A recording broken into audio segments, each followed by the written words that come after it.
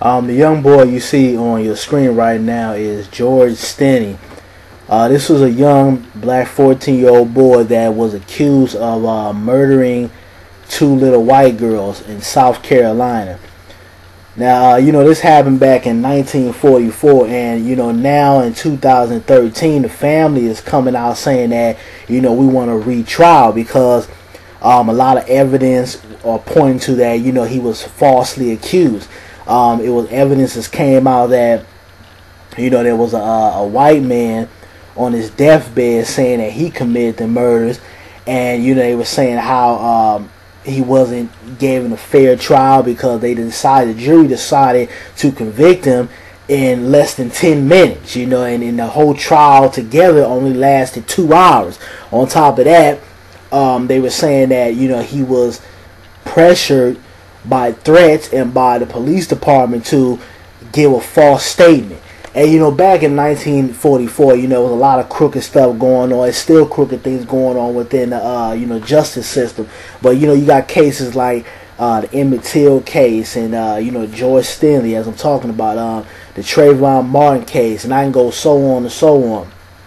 But they were saying that it might be hard for them to reopen this case up because you're talking about 70 years later, and then on top of that, the conviction has already been proceeded out. They electrocuted this young boy in a sad situation. 14 years old, electrocuted him.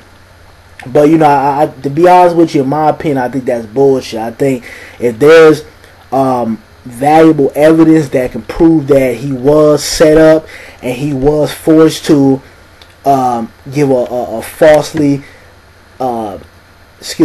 testament towards the case, then they need to reopen it back up.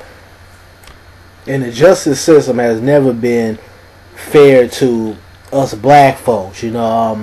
We get falsely accused of things, all to basically be put into the new plantation, the prison system, and work for 5 cents a day. It's all a corrupted system in order to gain money. And for you guys that are not aware, you can now buy stocks into the prison system. That's how much of a big business this is right now. And I just did a video on Renisha McBride, I believe that's her name, and how dude shot her in the back of the head, and now people are investigating that and trying to figure out exactly what went down. And I know a lot of people say let the law do their job and justice will be served, but for black folks, justice is never served. Either people do things to us and they get off completely, or they might serve a little time but they don't get prosecuted the way they should get prosecuted. But if you let a black man go out here and kill a lily white girl or something like that, he getting an electric chair, he's getting put under the jail system. So, I think it's important when, things like this happen to write letters, come out and protest. Those who are in power and have connections in the justice system to make sure our cases are done fair and done abruptly the way they should be. Because a lot of things are crooked within the justice system and people try to act like it's not there, or, try to act like black people are just complaining or just basically making an uproar because it's a situation with a white and a black person. And that's not always the case. It's just we know that the system that's evolved around us is not out for our benefit.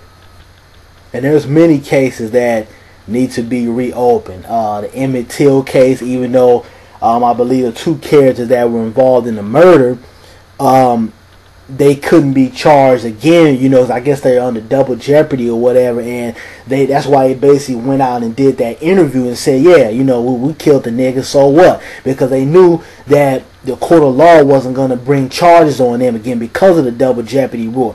That case needs to be opened up. You got, I was that little ugly ass chick, Carol, whatever, the chick that Emmett Till so-called whistled at.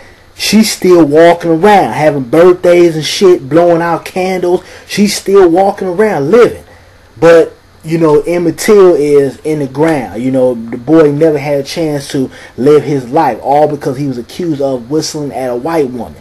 You know, his mother never saw justice, so that case needs to be reopened up. The Trayvon Martin case needs to be reopened up. You know, and there's several cases that has happened in America where black folks were not given a fair trial, or, you know, you had biased people on the jury. You know, and these cases that are not represented correctly should be brought back in the court of law. I don't give a damn how long it's been, because you got people who are crooked, you know, in and out of the justice system, and they're walking around living their lives and saying, oh, okay, I got away with this crime, or I got away falsifying this over here, so it's all good. You can't charge me with nothing. These people are still around. These people need to be brought to justice and need to have their ass locked behind bars, because if it's a black person, we could have did something 100 years ago. They find out that something was falsified or something was rigged or whatever, your ass is gonna get locked up. You know, simple as that. Because whether you like it or not, color does matter here in America. But, you know, like I said, you know, it's up for us to demand that justice is served. You know, just like with the Trayvon Martin, I know a lot of people were upset, but, you know, us as black people, we hoop and holler for a little bit, and then after everything kind of calms down, or a month or two went by, you know, we kind of stopped having that aggression, that ambition to go out and fight for justice. And it's important that we still keep that up. You know, we don't forget about injustice things that happen to our people just because months have went by. But, you know, I just wanted to inform you guys on this case because, you know, I thought it was interesting. I think that they do need to reopen this case up and investigate a little bit more. But I will leave the link in the description box if you guys want to read the article. I'm out.